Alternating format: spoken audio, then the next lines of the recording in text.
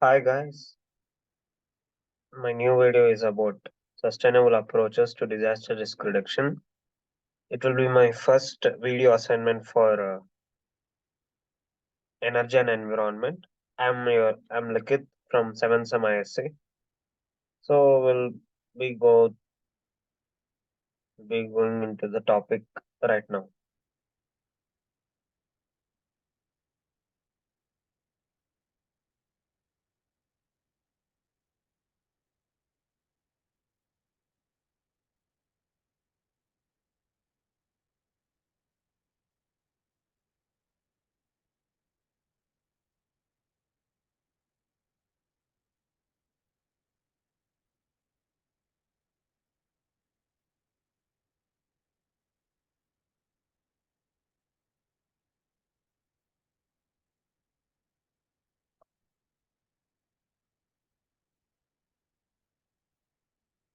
So basically our topic is sustainable approaches to reduce disaster risks.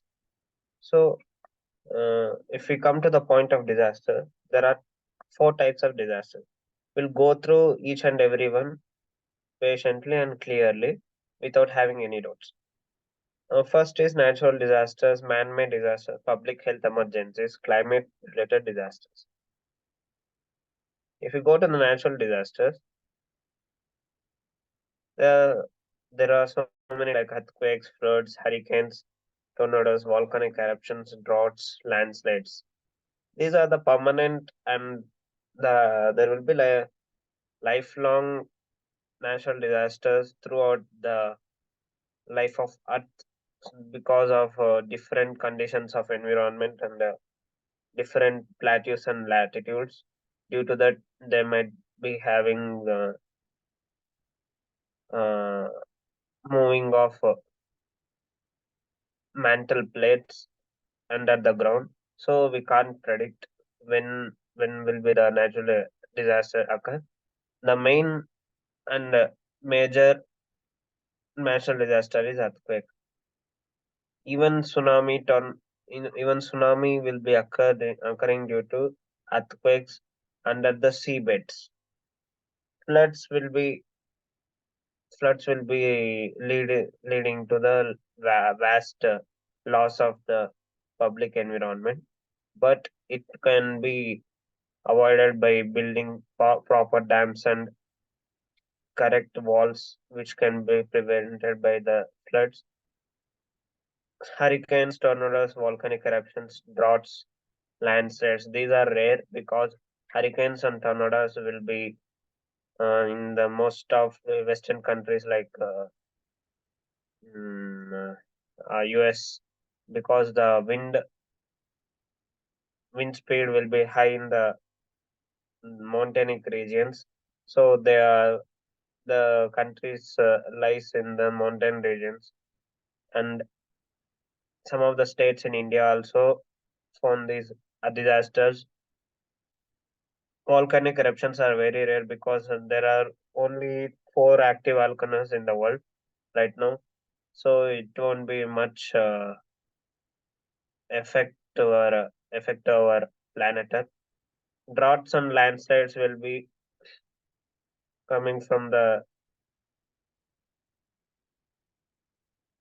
it drought will also be a man-made disaster because without growing any without growing any trees in a particular place or cutting trees in a particular place or by using the different fertilizers and polluting the soil due leading to droughts and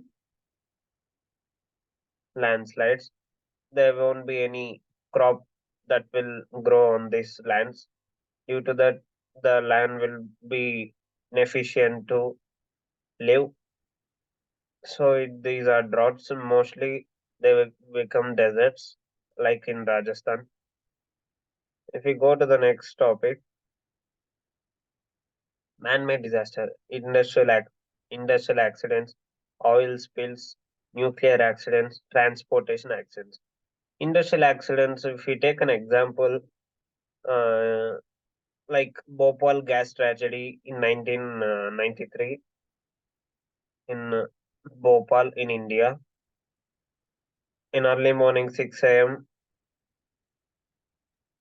due to the negligence of the workers in that company, there is a gas leakage, and till now they are suffering from the different diseases which affected by the company produced gas. Oil spills. Whenever a ship fails to move, there will be leakage or any problem in the ship in the middle of the ocean. So, due to that, wantedly, sometimes they will spill the oil and try again to move. But sometimes, due to the any accident or hitting an iceberg like a Titanic, there may be oil spill. So, due to that, the aquatic life will be in danger. Not only aquatic life, human life will be in danger also, because it will not stay in the particular position. It's not a land, it's a sea, and it contains water, large amount of water. It can spread, and if we use that water, we'll be having so many diseases that different from aquatic life, because we are more sensitive than those. If we come to the nuclear accidents, we'll be talking about Chernobyl incident. Chernobyl, it is an actually nuclear plant. Due to the leakage in that, so many members and almost 10 million people died due to that. If it's a disastrous moment and a man-made disaster ever recorded in history. And if you talk about the transportation accidents, these are the negligence of the humans or negligence of the government officials for not spending proper money in developing the roads and what any ways, like any air traffic, not caring about flights, how many flights are going in a particular time. Due to that, there might be air traffic, and due to that, there may be accident in airways also. Most of the accidents that can be occurred in on roadways, because poor infrastructure of roads and due to corruption. The major transportation accident in India has happened in during the what transfer of people from Pakistan, in between Pakistan and India. So almost 10 million people have died in those in that incident due to accidents. There not be any proper roads at the time. We have been talking about disasters, but we'll be discussing about approaches to reduce disaster risk. Before going to the approaches, there are another two topics of disaster that we'll be discussing shortly, like public health emergencies, climate related disasters. If we talk about climate related disasters, uh, due to the less rainfall of over some countries, and which are economically strong, they will be injecting the clouds, and due to that, there might be change in the climate, and leads to acid rain. So due to that, people can suffer from cancer and different eczema diseases like skin allergy, eye allergy. So many things that will affect due to that rain. Not only acid rain, if you talk about the climate related disasters, there might be different behavior of climate due to the different effects have been happened in the due to the ozone layer. If you talk about public health emergencies, recently everyone has been suffered with COVID pandemic. It is a public health emergency. Total world has been locked down for 1.5 year or more than that.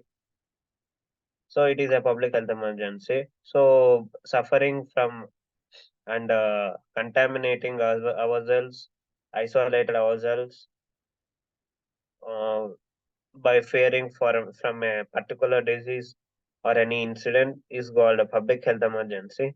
These are recorded in very few times, like in past 200 years back. I think it's 17th century or 18th century.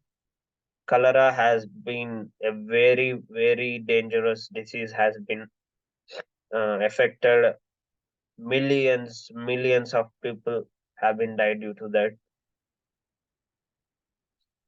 If we compare with the recent COVID, it is nothing in front of the cholera.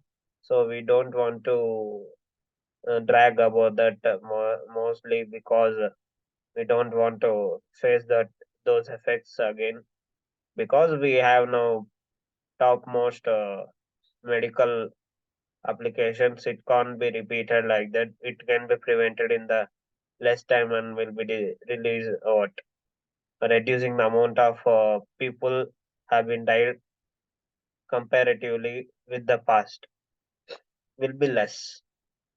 So if we completed the types of disasters, so we'll be discussing about how those disaster risks can be reduced by discussing the approaches. There are many approaches like risk informed land use planning, ecosystem based DRR, climate change adaptation, community engagement and empowerment, disaster resilient urban planning, risk reduction through education and knowledge sharing, inclusive and equitable approaches, insurance and financial mechanisms. We'll be discussing deeply and have an example for every definition of the approach. If you talk about risk informed land use planning, zoning and land use regulations that restrict development in high risk, such as floodplains, seismic zones, and coastal areas, promoting resilient infrastructure design, construction techniques such as elevating buildings, flood resistant foundations, and earthquake resistant structures. Government is stressing on the people don't live in the coastal areas, which can lead to floods and tsunamis due to the earthquakes in seabeds. But people are not listening to that because of lack of infrastructure and the lack of land. So if we offer a land, they can settle in other places than losing lives whenever a disaster occurs. So by improving the infrastructure, if there is no space, if we want to live particularly in that place, and it's not a single decision. If it's a government order, then we should focus on building more securable infrastructure that can resist the earthquakes. Recently, Nepal has been suffered from. I think today only they are suffering from earthquakes, which has been recorded as 6.4 magnitude. Almost every year they will suffer from earthquake, but they won't learn from that because they are not improving their infrastructure by which are resisting through to the earthquake and losing lives. The government should also focus on that ecosystem. The next approach is ecosystem based DRR, protecting and restoring natural ecosystems like wetlands, mangroves, and forests that provide valuable ecosystem services such as pest control, coastal protection, and water purification. If you talk about mangrove trees, they will they will be growing under the water, and they will be what absorbing the most of the water in the what banks of the river. So there won't be any much stagnated water to help the tsunami to force it to go into the streets and city which is nearer to the coastal areas. So by that, mangroves and forests and wetlands, the flood control and coastal protection will be happen. By having the more forest, water purification will be happen. Incorporating nature based solutions in disaster risk management, which involve using natural features to reduce risks and enhance resilience. If we talk about climate change adaptation, implementing climate resilient practices and infrastructure to address long term climate change impacts on disasters like sea level rise, increased rainfall, extreme weather events, developing early warning systems and climate information services to help communities prepare for changing climate conditions. The next approach is community engagement and empowerment. Building community resilience through education, awareness, capacity building programs that involve local communities in the decision making process, fostering social cohesion, community based disaster management, encouraging self help initiatives, strengthening social networks. Rather than focusing on spending more money on infrastructure if it's a poor country or efficient, not efficient to spend amount on these disaster resolution risk procedures, we should encourage the people by providing some incentives, uh, by forming an organization and helping the people whenever a disaster occurs at the right time. So there will be a less risk rather than being faced by the normal people or by trained people or, or by helping by the trained people. So there will be a lot of difference in caring the people in the disasters. So it can be increased by encouragement of the government by implementing the organizations in the social media and investing small amount of money and encouraging the organization to support the people who are suffering from the disasters. Disaster resilient urban planning, promoting compact, sustainable urban development that reduces vulnerability to disasters and encourage efficient land use. Strengthening urban governance, including comprehensive risk assessment, emergency response plans, and investment in resilient infrastructure. As we discussed in land use planning, we should plan about the infrastructure, and the government should invest more on earthquake resist infrastructure, not only earthquakes. If you occur as if a building suffer from a tsunami, most of the buildings won't uh, make like that. But if what if a building is should be made in a coastal area or in a city which is nearer to the shores and having a beach? So though like those buildings, they should be taking uh, more more time on building the infrastructure like that. Risk reduction through education and knowledge sharing.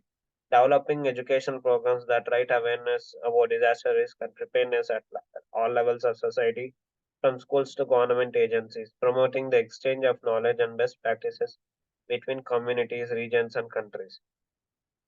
As we discussed about the previous approach like community engagement and empowerment, it will be started by giving the awareness to the people from ground level, like by focusing on the awareness studies, by teaching the students from the government college and school level. They will be focusing on in the near future about that. uh, it's our duty to help the people who are in need during the disaster. Due to that, community engagement and power will be increased whenever it's needed.